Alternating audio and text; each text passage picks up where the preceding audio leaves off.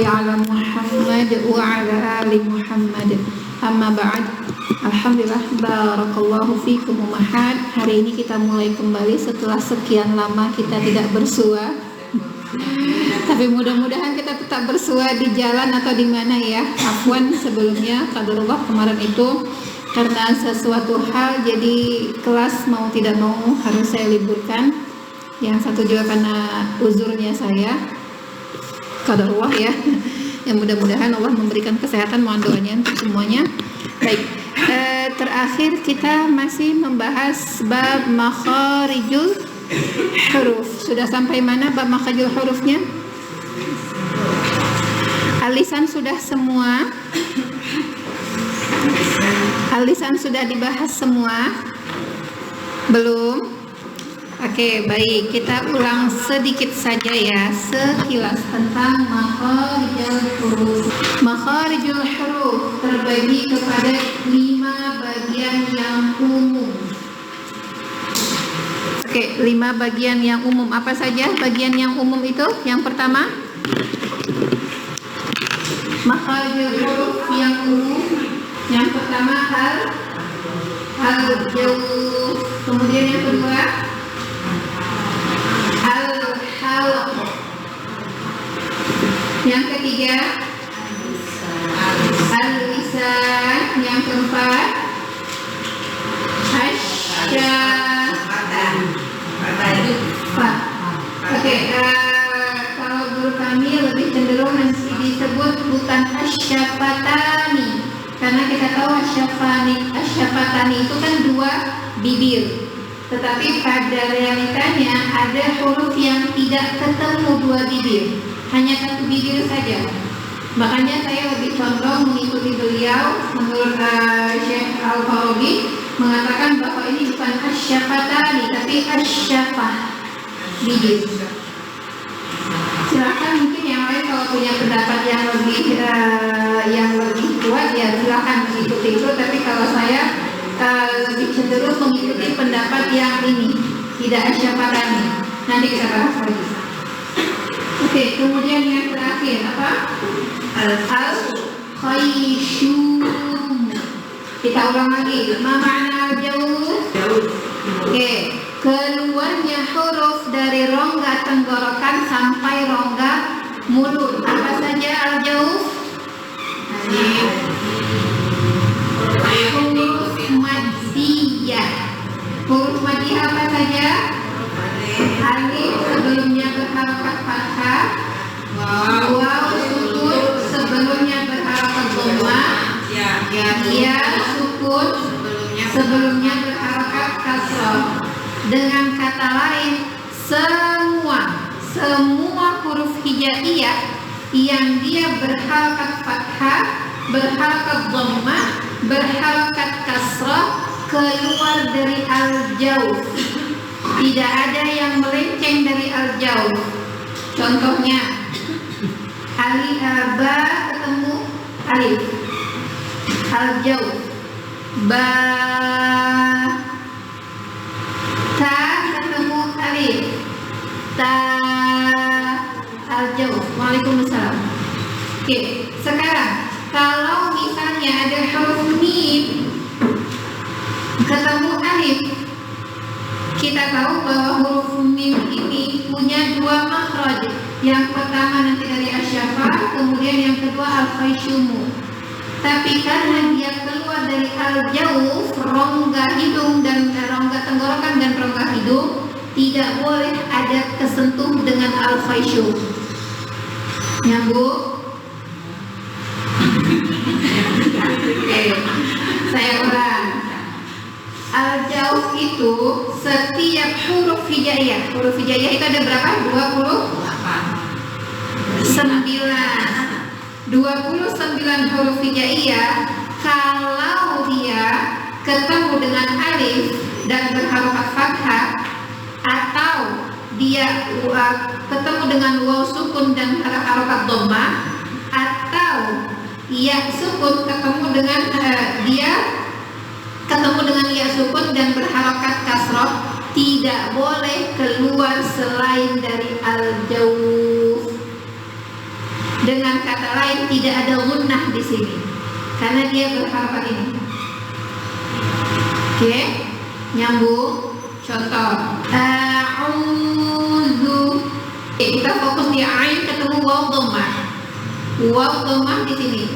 Sebelumnya dhammah. Waw sukun sebelumnya dhammah. Keluarnya dari mana? Al-jauh. Oke, sekarang coba masing-masing kita baca a'udzu. A'udzu. Oke, yang pertama. Sekarang coba baca sekali lagi tapi tutup hidungnya. A'udzu. Keluarnya dari hidung atau dari tenggorokan? Hah? A'udzu atau a'udzu? Dari hidung apa tenggorokan? Hah?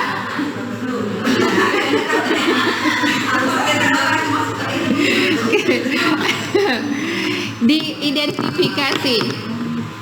Kan tadi saya bilang al-jauf itu kan rongga tenggorokan sampai rongga hidung. Hurufnya kalau dia ketemu dengan huruf madiyah, alif fathah, waw sukun dhammah, ya sukun kasroh. Nah, contoh kalimatnya ini. Ain dhammah ketemu dengan waw sukun. Ain ketemu keluar dari al-halaq. Dia ketemu dengan waw sukun, huruf madiyah, berarti harus keluar dari al-jauf. Dengan kata lain tidak boleh keluar selain dari al-jauf. Jadi kalau misalnya ada yang baca a'udzu, itu keliru. Kenapa? Sudah khianat dari makhrajul hurufnya. Oke. Jangan a'udzu, apalagi a'udzu, itu paling sering saya jumpai. Belum apa-apa hamzahnya udah masuk hidung. A'udzu. Sering dengar seperti itu? Oke, yuk sekarang kita perbaiki ya. Kita sudah tahu makhrajnya itu tidak boleh masuk ke hidung kalau dia al-jauf, ketemu dengan huruf madiyah. Oke. Itu al-jauf. Kemudian ringkas-ringkas aja ya, karena ini review sedikit. Oke, sebelumnya ada yang belum jelas? Pelan-pelan aja ya, nggak apa-apa. Yang udah paham anggap ini murojaah. Oke, selanjutnya al-halq. Apa itu al-halq? Tempat keluarnya. Itu al-jauh saya. Ini al-halq. Al-halq tenggorokan. Ada 3 tempat al-halq. Yang pertama aqsul halq. Kemudian yang kedua wasatul halq. Kemudian yang ketiga adnal halq. Oke, aqsul yang paling jauh dari tempat keluarnya huruf. Apa dia? Pangkal tenggorokan. Hurufnya apa saja? Hamzah. Tapi jangan sampai ke dada. Kenapa? Capek. Baru baca 1 halaman udah lelah duluan. Li rabbihim, bukan li rabbihim. Udah capek. Oke? Nanti kita lihat cara contohnya. Kemudian yang kedua wasatul halq, tengah tenggorokan. Apa saja hurufnya? Ain dan ha. Oke? Aqsal halq ada ha, wasatul halq ada ha. Bedakan ketika kita membaca basmalah. Bismillahirrahmani. Kebayang ya tulisannya ya? Bismillahirrahmani. Yang satu ha, yang satu ha. Oke? Alhamdu. Jangan alhamdu. Keliru makhraj, keliru huruf. Oke? Itu wasatul halq. Satu lagi ya, ain. Di sini ain. Wasatul halq ada ain. Aqsal halq ada hamzah. jangan disamakan. Contohnya, satu hamzah sukun, satu ain sukun, jangan sama. Yang satu ta'murukum, ta'murukum. Yang kedua ain ta'maluna. Jangan sama semua, ta'maluna, ta'murukum. Beda huruf, sudah beda makhrajnya, beda hurufnya, beda maknanya. Hati-hati, jangan menyerupai, jangan juga tertukar. Selanjutnya lihat ya, nanti kita contohnya. Adnal halqa, huruf yang keluar dari adnal halqa apa aja? Kha dan ghain. Contohnya. Yang di atas gimana bacanya? Kha. Bedanya apa sama gha? Kalau gha, jadi kan saya kemarin ada membahas ya sekilas bahwa ini sebenarnya khilafiyah. Khilaf para ulama qiraah. Kenapa saya katakan khilaf? Karena ghain dan kha secara teori dia keluar dari al-halaq, tenggorokan. Tetapi sebenarnya pada realitanya huruf ghain dan kha masih nyangkut di al-lisan. Al-lisan itu lidah. Di mana posisinya? Kita kemarin sudah saya gambarkan. Anggap ini umpama lisan. Ini bagian depan, ini bagian pangkal. Ya benar-benar pangkal. Pangkal itu paling belakang ya. Nah, ternyata di bagian belakang lisan ini ada yang namanya jazrul lisan. Di bawah pangkal lagi. Nah, jazrul lisan inilah yang bersentuhan dengan langit-langit bagian atas. Itulah yang menimbulkan bunyi kha dan ghain. Makanya ada beberapa qiraah ketika nun sukun ketemu dengan kha, kalau di riwayat Hafs di kita ini dibaca izhar. Tapi ada di riwayat yang lain ketika nun sukun ketemu dengan kha atau ghain dibaca ikhfa. Jadi jangan heran kalau misalnya ada yang baca min khairi. Min khairi itu kan bacaan ikhfa ya. Karena ini ada khilaf seperti ini. Tetapi secara keumuman Ibnul Jazari mengatakan bahwa ghain dan kha ini keluar dari al-halaq. Tapi pada prakteknya yang kita lakukan itu jazrul lisan kita, pangkal lidah kita naik ke langit-langit. Bedanya apa? Kalau kha itu dia paling belakang naik ke langit-langit yang berdaging. Kha bukan ke tenggorokan bagian belakang.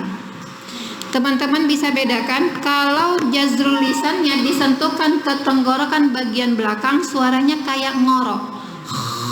Kha. Tapi naikkan ke atas, bukan ke belakang. Kha. Suaranya halus, lebih halus. Nah, kerasa ya. Nanti teman-teman silakan praktekkan sendiri. Antara kha ke belakang kayak ada getaran ya. Kha dengan dinaikkan ke atas. Kha lebih halus. Nah, ghain begitu juga. Ghain itu juga naik ke langit-langit atas. Kalau kha di belakang, gha lebih di depan. Kha bukan ke belakang ya, bukan. Suaranya kasar. Jadi sudah bisa bedakan ya. Nanti prakteknya. Itu untuk al-halaq, huruf-huruf yang keluar dari halaq. Jadi nanti kalau misalnya ada dengar orang membaca, nun sukunnya ketemu dengan kha, kok ini kok diikhfakan? Ya memang mungkin begitu riwayat bacaan yang dia pakai, gitu kan ya. Sedangkan kita secara keumuman di Indonesia Raya, bukan cuma di Indonesia Raya ya, keumuman di dunia itu kita pakai bacaannya riwayat Hafs Jalur Syatibiyah. Udah pernah dengar kan ya? Jadi itu riwayat bacaan kita. Oke, sekilas bahwa sebenarnya ketika Al-Quran itu diturunkan dengan 7 cara baca. Oke, yang kita kenal dengan qiraah sab'ah. 7 cara baca ini, kenapa ada 7 cara baca? Karena dulu Rasul faham setiap suku di Arab itu mereka punya keunikan lisan masing-masing, keunikan lidah masing-masing. Jadi contohnya ada di beberapa suku itu hamzah itu dia nggak bisa baca karena sulit mengucapkan huruf hamzah. Jadi kalau misalnya ada huruf hamzah yang sukun itu diganti dengan huruf hamzah yang berharokat. Contohnya mana. Ada satu suku nggak bisa baca ini. Mana. Akhirnya apa? Hamzahnya diubah jadi apa? Diubah jadi mat. Mana. Atau ada lagi a'ajami di surat Fussilat. Ini surat yang familiar ya. Nah, nggak bisa, satu suku tuh nggak bisa dia nggak bisa. Kalau kita gampang ya. Nah, akhirnya dirubah jadi tashil. Hamzah keduanya diringankan. Jadi bacanya tidak a'ajamiyu tapi aja. Hamzah keduanya kayak diseret. Okay. Nah, makanya itulah kenapa ada 7 versi baca Al-Quran. Nah, ketika dulu di zaman Utsmani, di zaman Khilafah Utsman itu diseragamkan. Kenapa? Karena waktu itu ada mulai muncul perdebatan di kalangan sahabat. Kan waktu itu dibukalah Al-Quran, tulisannya kemudian dikirim ke berbagai negara. Bukan hanya Al-Qurannya saja yang dikirim, tapi juga berikut dengan orang yang membacakannya, orang yang mengajarkannya. Nah, ternyata di salah satu tempat kok ini ada muncul, aku waktu itu baca di sana bacanya tuh begini loh. Yang satu teman, oh enggak, aku bacanya tuh begini gitu. Nah, akhirnya dipanggillah. Ketika dipanggil itu muncullah kesepakatan bahwa oh ini harus kita seragamkan bacaannya. Okay. Nah, kemudian berkembanglah bacaan itu, tulisan dan bacaan itu kemudian semakin kesini semakin maju juga peradaban. Kemudian di zaman Turki Utsmani juga akhirnya menetapkan kita memilih bacaan berdasarkan riwayat Hafs Jalur Syatibiyah. Dan itulah yang yang kita terima sampai sekarang. Okay. Makanya nanti kalau teman-teman misalnya ke Maroko lain lagi bacaannya. Atau teman-teman misalnya ke Afrika lain lagi riwayatnya. Banyak riwayat kita. Oke, jadi kita masih fokus dulu untuk satu riwayat saja. Oke, kita tutup mata dulu untuk riwayat yang lain. Karena ini keumuman Hafs Jalur Syatibiyah. Oke, itu sekilas ya tentang qiraah sab'ah. Siapanya udah pernah dengar? Oh, qiraah sab'ah. Jadi jangan nanti kita ribut. Kok bacaannya beda ya? Beda dengan saya. Tenang, ada 7 versi bacaan Al-Quran. Oke, lanjut ke al-lisan. Al-lisan itu lidah. Dari lidah ini tempat keluar huruf yang paling banyak. Ada 17 huruf. Ada 18 huruf yang keluar dari lisan. Dari ke-18 huruf ini dibagi kepada 10 tempat. Yuk. Kita bahas satu-satu ya. Tempat yang pertama dari al-lisan, kita mulai dari yang paling jauh. Ada aqsal lisan. Ya, aqsal lisan. Hurufnya apa saja? Ada qaf dan kaf.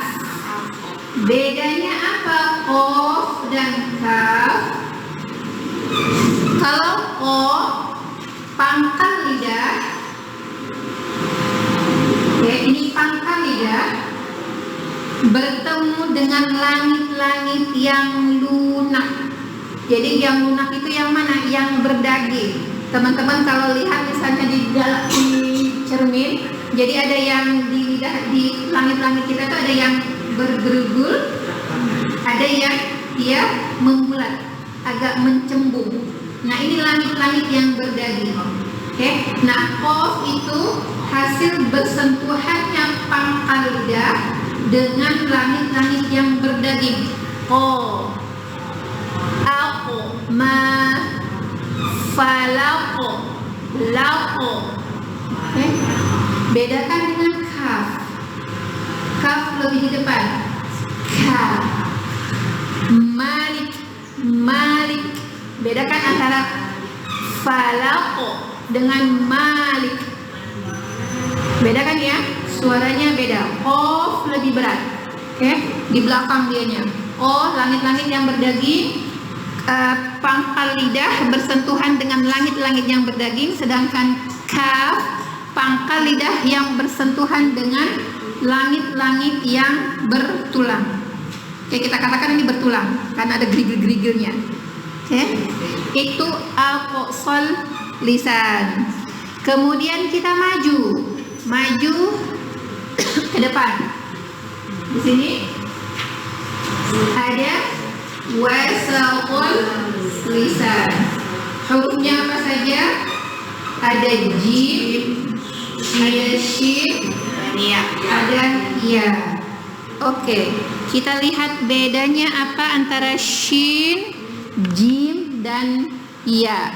Oke, sekarang yang paling mudah dulu, huruf iya. Kan tengah lidah ya. Saya lupa bawa lidah saya. Oke, umpama ini deh. Oke, iya, lidah yang pantom lidah. Oke, umpama ini penampang lidah. Ini bagian pangkal yang dekat dengan tenggorokan. Nah, ini bagian tengah. Nah, tengah lidah itu kita mulai dari huruf yang paling mudah. Ada huruf iya. Iya. Iya itu bukan berarti semua penampang tengah lidah ini bersentuhan dengan langit-langit, enggak. Tapi yang bersentuhan itu hanya sisi kiri dan kanan saja. Iya. Iya. Jadi umpamanya kalau misalnya diilustrasikan dia melengkung begini. Melengkung lah. Oke. Nah, ya gini deh, melengkung ya. Jadi sisi kanan kirinya bersentuhan dengan langit-langit. Iya. Iya. Oke. Nyambung itu ya. Nah, huruf yang kedua ada huruf jim. Jim itu bedanya dengan ya. Tadi kalau ya itu kan sisi kiri kanan saja kan ya, yang bersentuhan dengan langit-langit. Nah, jim itu semua tengah lidah. Semua daging bagian tengah lidah itu naik ke langit-langit. Aja. Oke. Ja. Naik ke atas semuanya. Ja. Jadi bamanya seperti ini. Dia. Jadi naik ke atas. Oke. Ja. Hati-hati. Jangan kita menyebutkan huruf jim itu misalnya gini.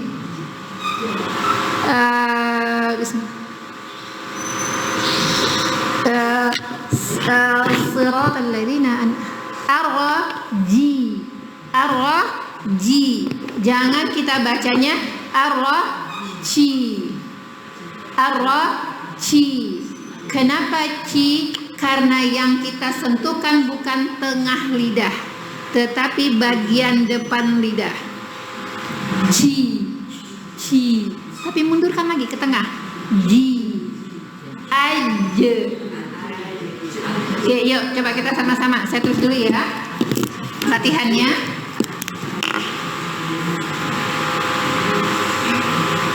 Aja. Ije. Uje.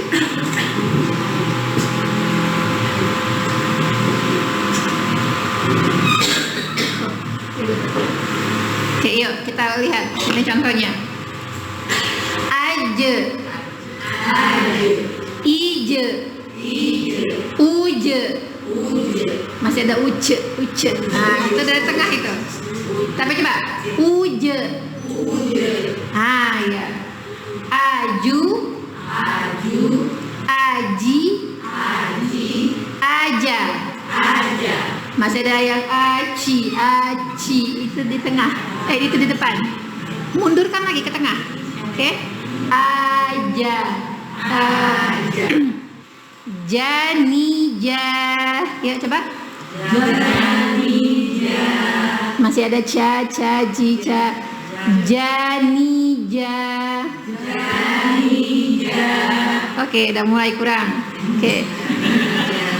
Minal mujani. Ayo, belum semua belum keluar suaranya. Minal mujani. Ada muce. Oke, yang rasa muce itu berarti masih di depan, belum di tengah. Jangan becek. Kalau di depan itu huruf C, ya kan ya? C. Tapi ini J.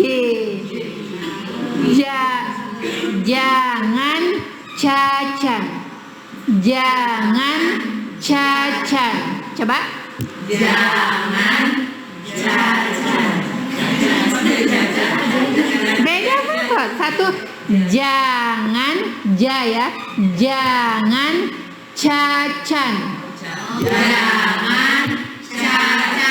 Nah, kalau C gampang kan ya? Oke, sekarang jim. Pokoknya ingat ya, jim itu sama seperti ya. Tapi bedanya kalau jim seluruh bagian dari wasatul lisan naik ke langit-langit, sedangkan ya hanya sisi pinggir saja. Oke.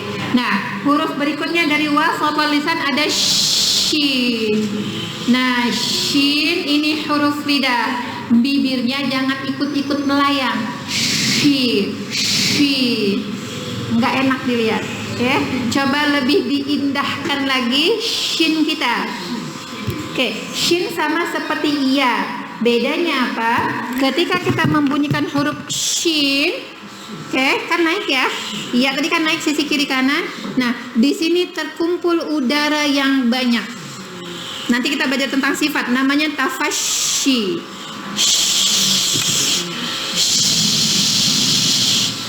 Tempelkan sisi lidah kita, tengah lidah kita ke langit-langit dengan kuat. Ash. Oke, jadi bibirnya nggak usah ikut terbang ya. Contohnya, minasyaitonir. Jadi kita belajar untuk menghaluskan pergerakan bibir. Jangan minasyaitonir. Agak nggak enak lihatnya, ya. Jadi ayo kita perhalus lagi. Kenapa? Karena dia ini huruf lisan, huruf lidah, nggak ada kait mengait dengan huruf bibir. Oke, saya ulang lagi ya kalimatnya seperti ini.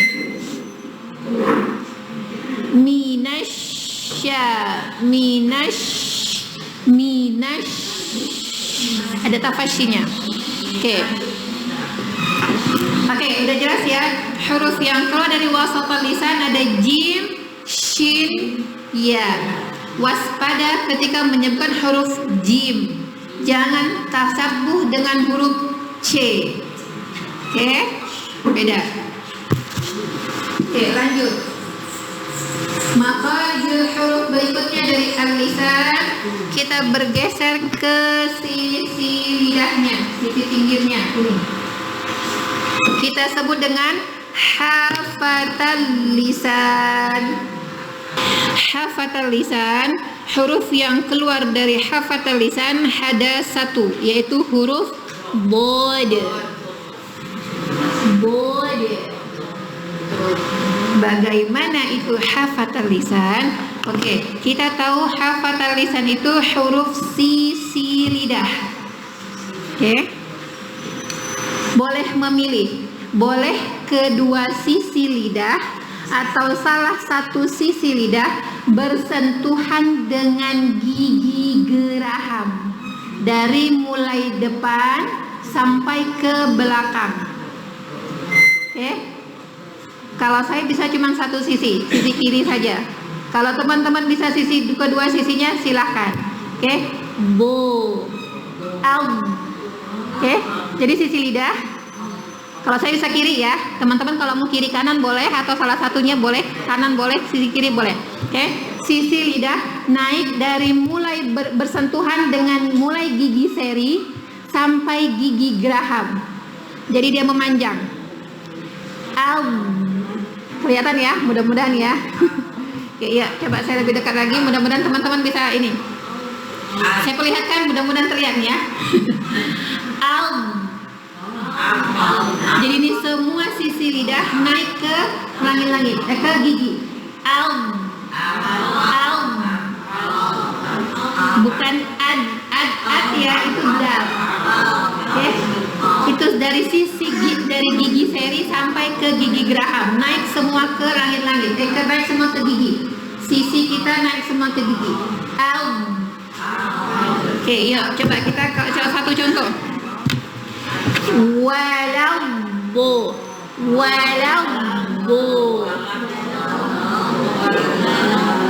Oke, nanti teman-teman bisa praktekin sendiri. Oke. Nah, ini kita ada sifat yang akan kita pelajari di sini. Kenapa huruf bod kedengarannya lebih tebal atau tafkhim? Oke. Yang jelas kita tahu dulu, huruf bod makhrajnya dari sisi lidah yang bersentuhan dengan gigi seri sampai ke gigi geraham. Oke, itu huruf bod. Oke, kemudian huruf berikutnya ada bagian muntahal lisan. Muntahal lisan itu sisi lidah yang bagian depan naik ke langit-langit bagian atasnya. Hurufnya ada satu, huruf lam. Jadi kalau bod itu sisi lidah, sisi kiri kanan, sedangkan lam sisi bagian depannya. Makanya lam itu hurufnya tipis. Allah lilladzi, bukan lilladzi. Kalau lilladzi itu pasti bagian punggungnya yang naik ke langit-langit. Oke, lillah. Oke, kecuali nanti pada kondisi tertentu ya, nanti lamnya akan dibaca tebal pada lafzul dhalalah. Oke, itu di luar dari kaidah ini. Oke, itu bagian ujung lidah. Makharijul huruf berikutnya pada al-lisan ada huruf nun, ujung lidah. Nah, tadi ini kan lam muntaha sisinya, bod sisi kiri kanan, lam sisi depan. Nah, makharijul huruf berikutnya ada nun dan ra. Oke, ujung lidah, tapi bukan bagian sisi, tapi bagian torofu. Torofu itu mana ini? Ini bagian sisi depan. Torofu itu naik lagi sedikit. Jadi kalau lidah nih, ini ujung, ini bagian atasnya. Itu torofu. Oke, huruf yang dia toroful lisan bersentuhan dengan langit-langit bagian atasnya. Oke, huruf apa yang keluar dari situ? Ada dua huruf, nun dan ra. Oke, ingat ya. Nah, dia toroful lisan ini nanti banyak bersentuhan dengan A, B, C, D. Oke. Kita bahas satu-satu. Tadi toroful lisan bersentuhan dengan langit-langit. Ada nun dan ra. Toroful lisan yang bersentuhan dengan langit-langit ada nun dan ra. Oke. Kemudian yang berikutnya masih bil toroful.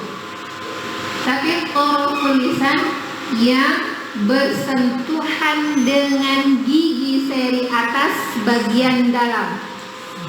Oke, ada 3 huruf. Ada dal, ada ta, ada tu. Tetap masih di torofu ya. Torofu itu ujung lidah. Bersentuhan dengan gusi gigi seri bagian atas. Bagian dalamnya ya. Kalau gusi kan bagian dalam bukan bagian luar ya. Ta, da, tu. Masih toroful lisan. Tapi di sini toroful lisan bersentuhan dengan gusi gigi seri bagian bawah. Kalau tadi kan bagian atas, ta, da, tu. Kalau ini bagian bawah. Apa saja hurufnya? Ada sin, zai, sod. Oke. Bedakan, ini hanya satu tempat saja bedanya. Kalau tadalku, toroful lisan atau ujung lidah bersentuhan dengan gusi gigi bagian atas. Kalau yang ini toroful lisan bersentuhan dengan gusi gigi seri bagian bawah. Ada sin, zai, sod. Kemudian yang ke-8. Yang ke-8 masih bagian toroful lisan. Di sini toroful lisan bersentuhan dengan ujung gigi seri bagian atas. Za, apa saja? Za, sa, wo. Za, sa, wo. Jadi total huruf yang keluar dari alisan ada 18. 29 kurang 18 29 kurang 18 sisanya 11 huruf. Nah 11 huruf itu keluar dari makhraj huruf umum yang lain. Oke, sampai di sini makhraj huruf alisan. Paham? Paham?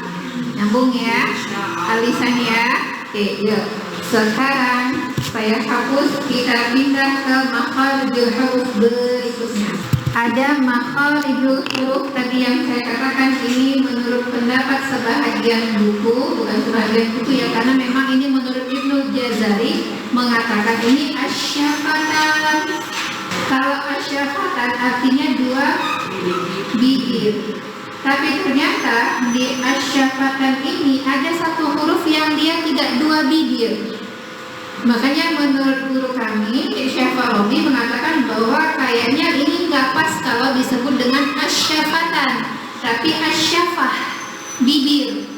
Kenapa? Karena dari bibir ada 4 huruf yang keluar. Ada waw, ada mim, ada ba, ada fa.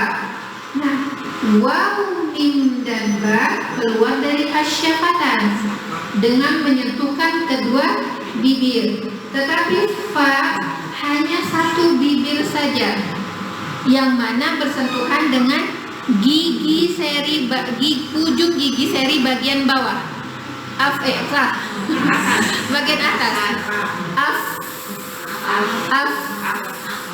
Yang bibir atas kan enggak bersentuhan kan ya? Kalau fa, kalau wa, mim, ba kedua bibir. Tapi kalau fa enggak. Makanya kalau saya lebih cenderung memang menyebut ini asyafah, huruf bibir saja. Karena ada satu tadi di sini yang bukan kedua bibir. Ini gampang, hanya 4 huruf. Waw, mim, ba, fa. Oke, itu asyafah. Nah, kemudian makharijul huruf umum yang terakhir ada al-khayshum. Ma makna al-khayshum? Rongga hidung. Nah, sebenarnya al-khayshum ini dia berfungsi sebagai mukammil. Ma makna mukammil? Penyempurna. Penyempurna dari siapa? Penyempurna dari makhraj nun dan mim. Tadi kita bahas nun keluar dari mana? Nun dari mana? Nun.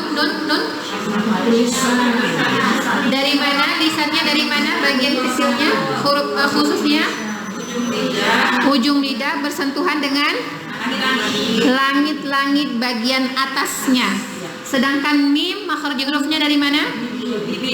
Dari pertemuan kedua bibir. Sudah punya makhraj masing-masing, tapi ini tidak bisa dibunyikan kecuali kita menyempurnakan keluar dari hidung.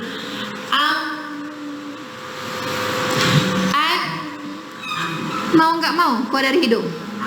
Oke, kalau nggak keluar dari hidung malah keliru. Makanya ketika semua huruf hijaiyah berkaitan atau saling menyenggol atau bertemu dengan nun sukun atau mim sukun, maka semua akan terkait dengan gunnah. Kenapa? Karena gunnah ini adalah bunyi dengung yang dikeluarkan ketika terkait dengan khayshum. Contoh, nun sukun ketemu dengan ba, mim ba'di. Nun sukun ketemu dengan ba. Mau nggak mau, padahal ba ini huruf apa? Huruf bibir. Contoh lagi, nun sukun ketemu dengan huruf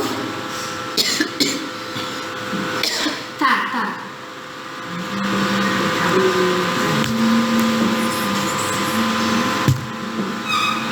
Ada anta. Ta dari mana keluarnya tadi? Toroful lisan bersentuhan dengan gusi gigi seri bagian atas. Harusnya dibaca jelas kan ya?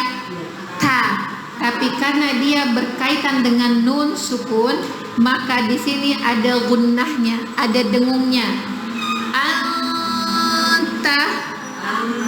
Nggak bisa kita baca anta. Keliru.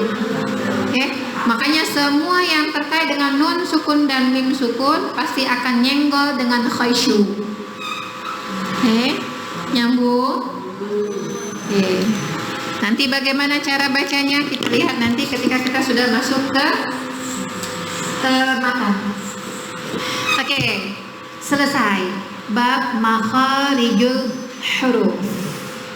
Sampai di sini ada yang mau ditanyakan? Fahimtum? Fahimtum insyaallah. Oke, baik. Kita berlanjut ke sifatul huruf. Nah, waktu kita dulu belajar pertama sekali belajar membaca Quran itu kita dikenalkan dengan yang namanya qalqalah. Familiar kan ya? Dengan qalqalah. Nah, ternyata secara teoritis qalqalah itu adalah sifat huruf. Oke, kenapa kita harus paham sifat huruf? Karena kita dengan adanya sifat huruf kita akan lebih memperjelas lagi huruf tersebut. Contohnya, kita bisa bedakan mana huruf ta, mana huruf tu. Padahal tadi kita awal belajar bahwa makhraj huruf ta dan tu sama. Tapi ternyata ketika mengucapkannya kita tidak cukup atau kita tidak bisa membaca dengan contoh kalimatnya minasyaitoni, tapi kita harus membacanya dengan minasyaitoni. Seperti sebelumnya saya juga pernah membahas tentang bedanya makna antara sin dengan sod, antara mukhlis dengan mukhlis. Satu sod, satu sin. Padahal kita paham antara sin dan sod makhrajnya sama, tapi ternyata ada yang membedakan. Apa dia? Sifat huruf. Sama seperti kita, manusia atau benda lah. Benda juga punya sifat, punya karakter tertentu yang dia wajib punya itu. Contoh, tisu. Kita tahu tisu itu sifatnya yang pertama tipis, kemudian halus. Gak mungkin kan ketika kita menjelaskan tisu, oh tisu itu bentuknya kaku, dia keras. Itu bukan sifat dia, itu kanebo. Tapi tisu, sifat itu yang identik sama tisu, dia halus, dia lembut. Nah seperti itu juga huruf. Ketika kita tahu, oh huruf ta itu sifatnya istifal. Jadi kalau istifal itu kita harus bunyikan dengan tarkik, dengan tipis. Oh po itu sifatnya isti'alah. Jadi kalau kita bunyikan, kita harus bunyikan dengan tafkhim, dengan tebal. Gimana caranya? Ya salah satunya kita paham dulu sifat hurufnya. Oke. Nah, sifat huruf untuk huruf hijaiyah kita bagi kepada dua bagian. Satu sifat huruf yang memiliki lawan, satu lagi sifat huruf yang tidak memiliki lawan. Oke. Dan sifat huruf ini ada yang bersifat lazimah atau asliyah atau zatiyah. Nah ini teman-teman paham. Ini saya hapus ya.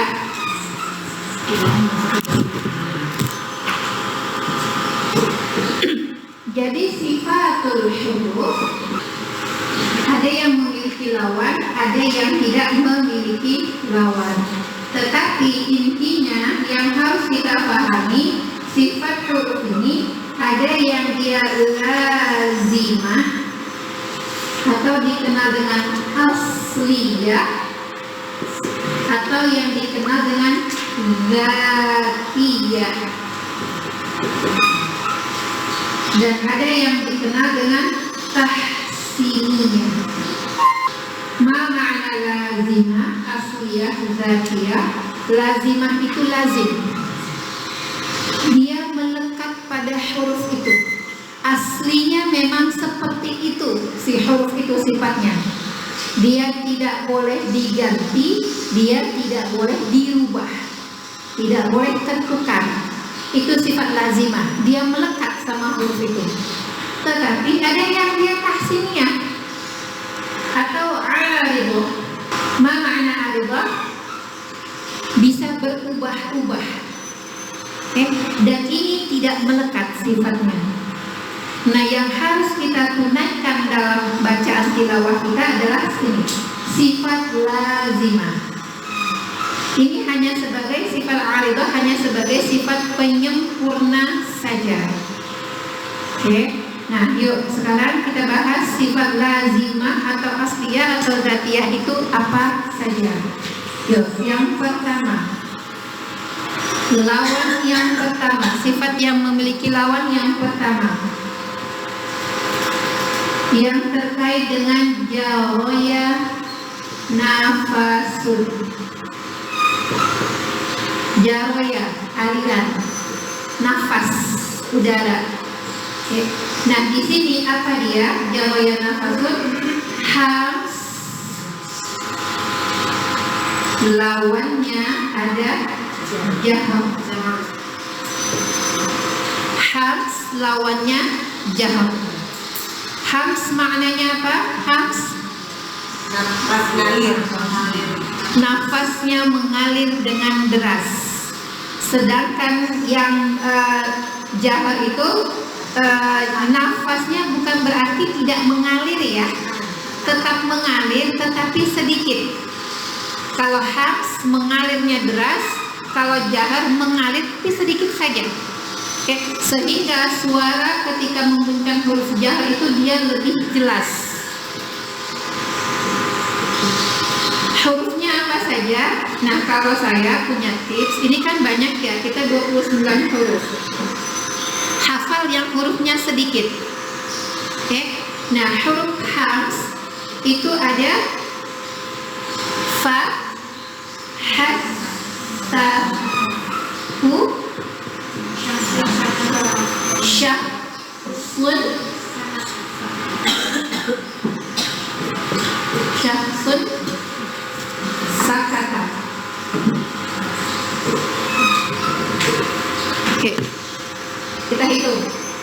1, 2, 3, 4, 5, 6, 7, 8, 9, 10.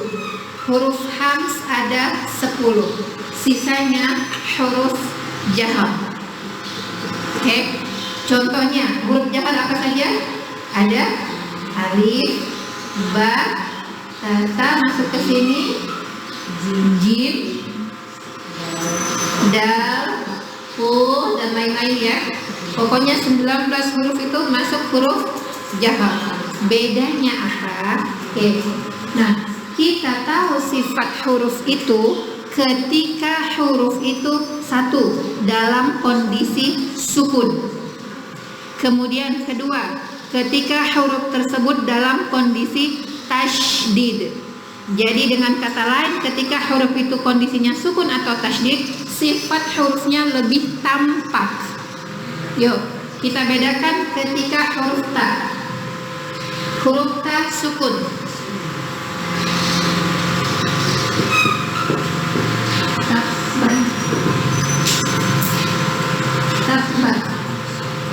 Agak susah ya, sin aja deh, sin. Yuwas,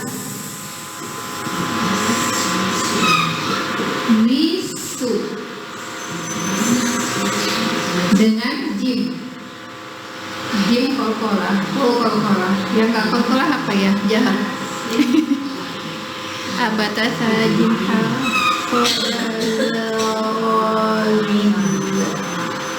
la ya al ya ya wala al alma. Oke, yuk teman-teman bedakan bunyinya. Kalau dia hams, ketika kita sukun sin, yuwas, udaranya banyak. Yuwas, deras udaranya. Tapi kalau lam, alma, alma, ada nggak udaranya keras? Sedikit sekali. Teman-teman kalau misalnya ngoreknya coba lihat di depan cermin, kita keluarkan alma, ada tapi sedikit. Beda ketika sin, ketika hams, yuwas, deras, udara yang keluar deras. Oke, itu bedanya antara ham sama jahar. Oke, gampang mengingat hurufnya. Fahassahu syakhsun sakata. Oke, hanya 10 saja. Sisanya berarti dia jahar. Oke.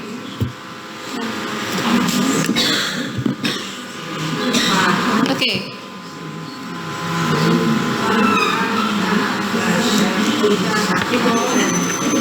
Sudah, saya hapus.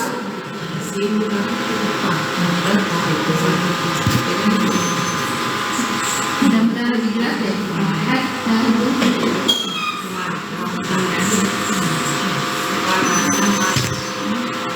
Kelihatan ya?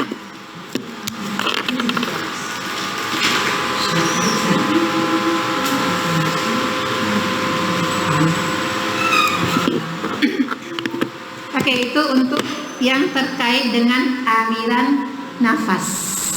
Kemudian yang kedua, sifat lazimah yang kedua, sifat dzatiyah yang dia selalu melekat pada huruf tersebut, yang terkait dengan jaroya, sautun, jaroya aliran, sautun suara. Nah, apa saja? Ternyata di sini ada syiddah berlawanan dengan rohwa, atau kita sebut dengan rihwah, sama ya. Bedanya apa?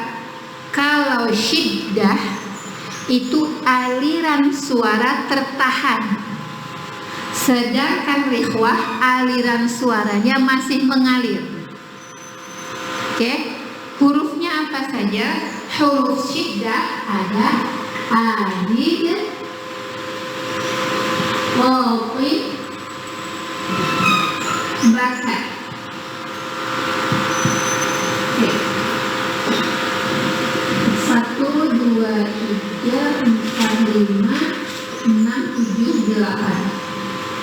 syiddah.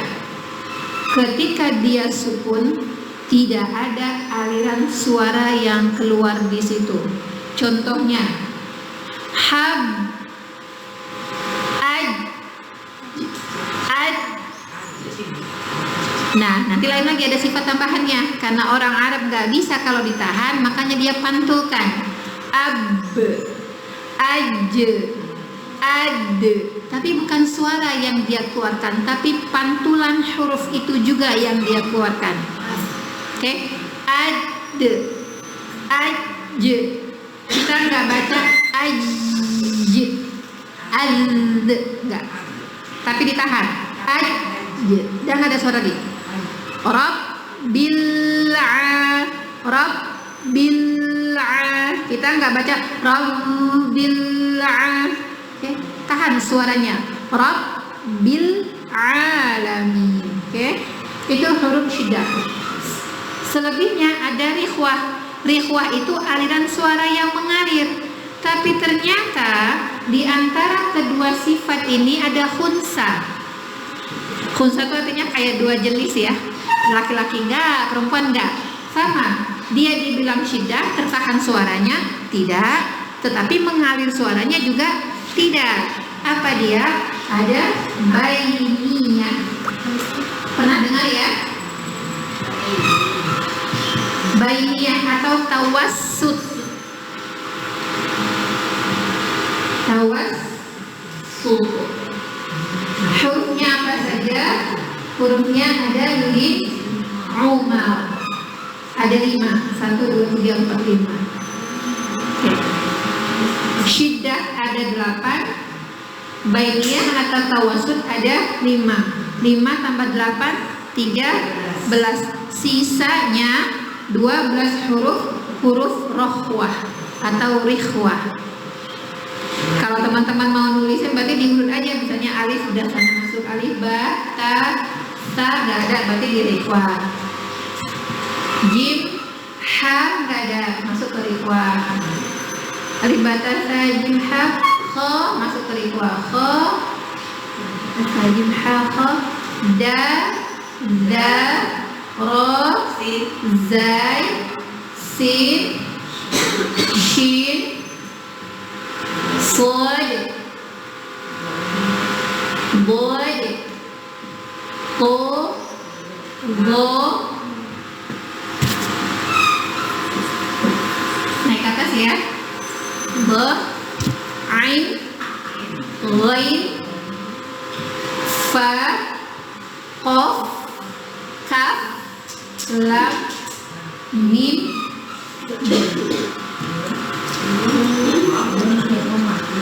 Oh iya, wow belum. Nun di sini wow, afwan. Di sini ya, wow dan ya, afwan, ketinggalan. Wow dan ya. Oke. Nyambung ya. Jadi yang terkait dengan jaroya sultun, aliran suara ada 3. Syiddah, lawannya rikhwah, dan diantaranya ada bainiyah. Huruf syiddah ada 8. Ajid, qatin, bakat. Huruf bainiyah atau tawassut ada 5. Lin, umara, sedangkan sisanya rikhwah ada sa, ha, kha sampai di ya. Oke. Kita lihat bedanya apa. Oke. Saya punya kalimat, contohnya seperti ini. Ketika sin atau ha, ar-rahmani,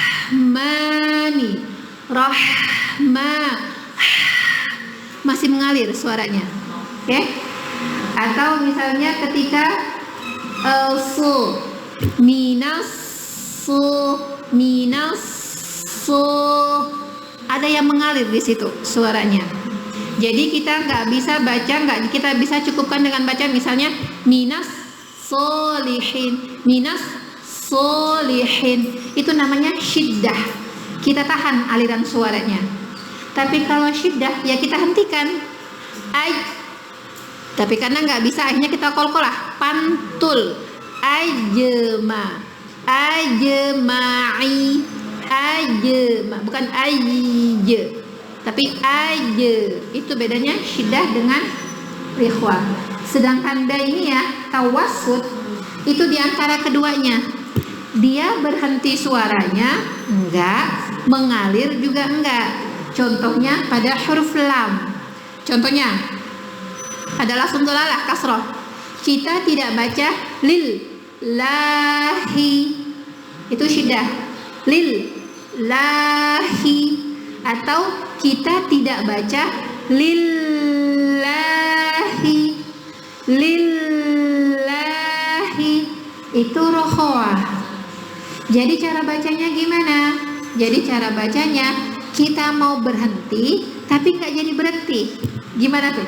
Remnya tuh keset. Bacanya gini. Lillahi. Lillahi. Mau berhenti tapi nggak berhenti, masih maju terus nih. Lillahi. Jadi rikhwahnya tidak sempurna, syiddahnya juga tidak sempurna. Makanya dia disebut antara. Oke? Udah nyambung bedanya? Oke, saya ulang sekali lagi ya. Jadi kalau syiddah, saya ambil contoh di huruf lam. Kita bacanya lil lahi. Itu kita syiddah. Tidak ada aliran suara. Lil lahi. Kalau kita rikhwah lillahi. Lillahi. Tapi kita harusnya membaca dengan tawassut. Tidak sempurna syiddahnya, tidak sempurna juga rikhwahnya. Lillahi. Lillahi. Mau ngerem tapi nggak jadi ngerem, masih maju. Oke, nyambung ya. Paham bedanya syiddah, rokhawah, bainiyah? Oke, yuk masih ada waktu sedikit. Yuk coba kita buka Al-Fatihah.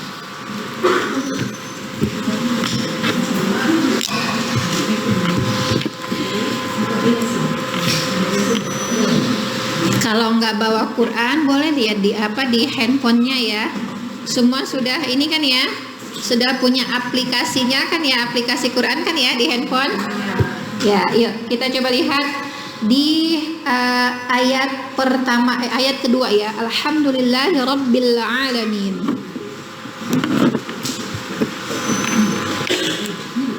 Kita sudah belajar dua sifat huruf lazimah atau sifat dzatiyah.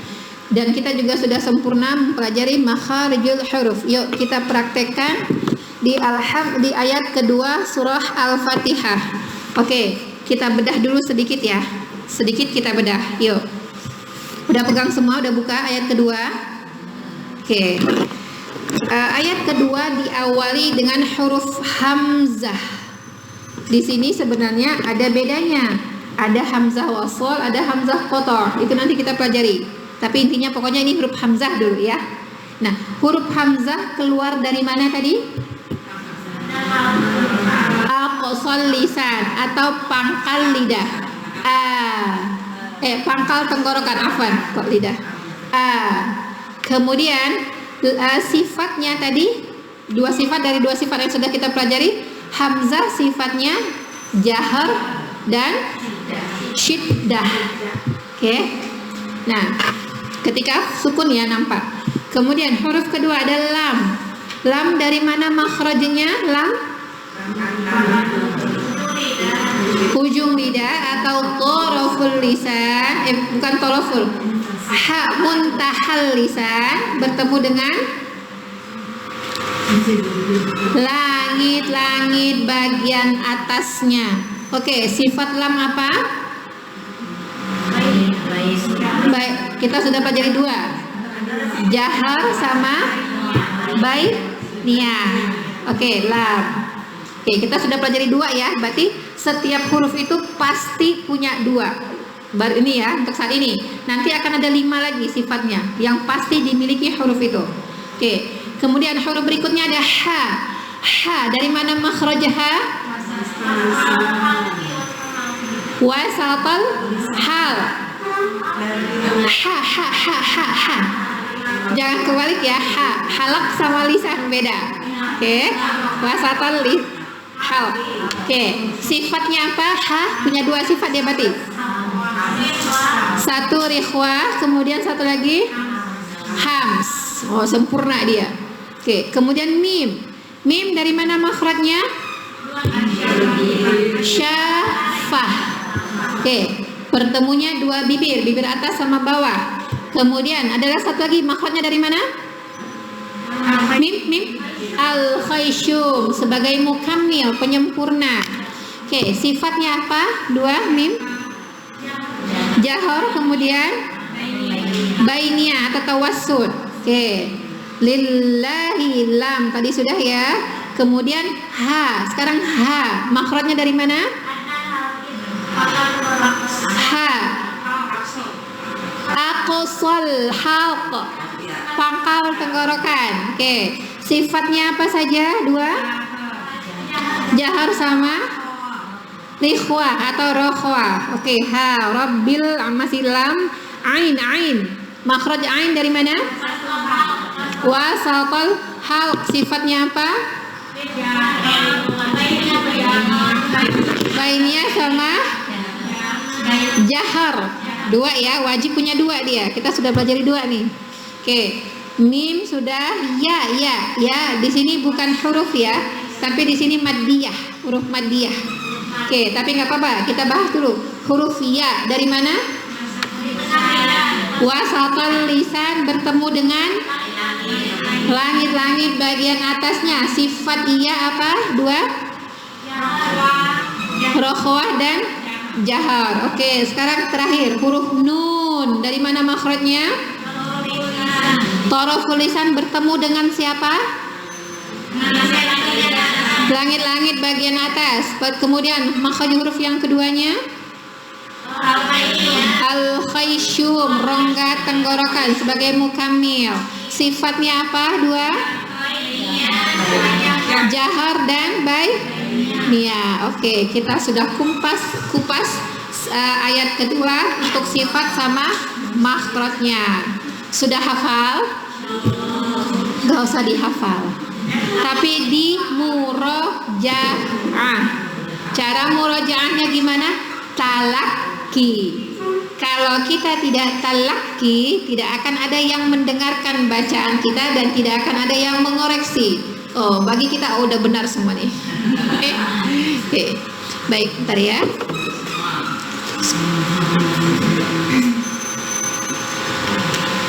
Jangan sampai berubah. Maha benar saya dengan segala pendengaran saya. Oke, yuk. Saya baca putus-putus, nanti teman-teman bisa mengikuti ya. Saya potong-potong ya, pelan-pelan. Alhamdulillahi. Yuk. Alhamdulillahi. Jangan lillah, jangan dinabar ya. Hati-hati. Jadi ada namanya istilahnya itu tahsinul ada. Jadi tahsinul ada itu bagaimana cara kita membaca Al-Quran sesuai dengan konteksnya. Jadi jangan ada kebiasaan yang sering saya dengar tuh semua bacaan dinaber-naber. Naber tuh ditekan-tekan. Alhamdulillahi. Enggak, kalau bisa datar. Pernah dengar Syekh Aiman? Syekh Aiman Rusdi bagaimana membaca Quran? Datar aja ya. Nah, seperti itu ahsannya, tahsinul adanya. Memang ada beberapa tempat yang harus kita tinggikan bacaannya, tapi nggak semua tempat. Oke, saya ulang sekali lagi ya. Ingat lam bainiyah, bukan rikhwah. Yuk. Alhamdulillahi. Yuk. Alhamdulillahi. Oke. Rabbil alamin. Rabbil alamin. Oke. Sekarang kita baca sempurna. Alhamdulillahi Rabbil alamin. Alhamdulillahi Rabbil alamin. Oke, mimnya jangan syiddah. Jangan alhamdulillah. Keliru ya, itu syiddah. Tapi masih ada alirannya. Hamdu. Oke. Alhamdulillahi rabbil alamin. Oke, nunnya juga enggak rikhwah ya. Min enggak, tapi alamin. Udah. Oke. Itu ayat kedua dari surah Al-Fatihah. Alhamdulillah kita sudah bahas sempurna di makharijul huruf,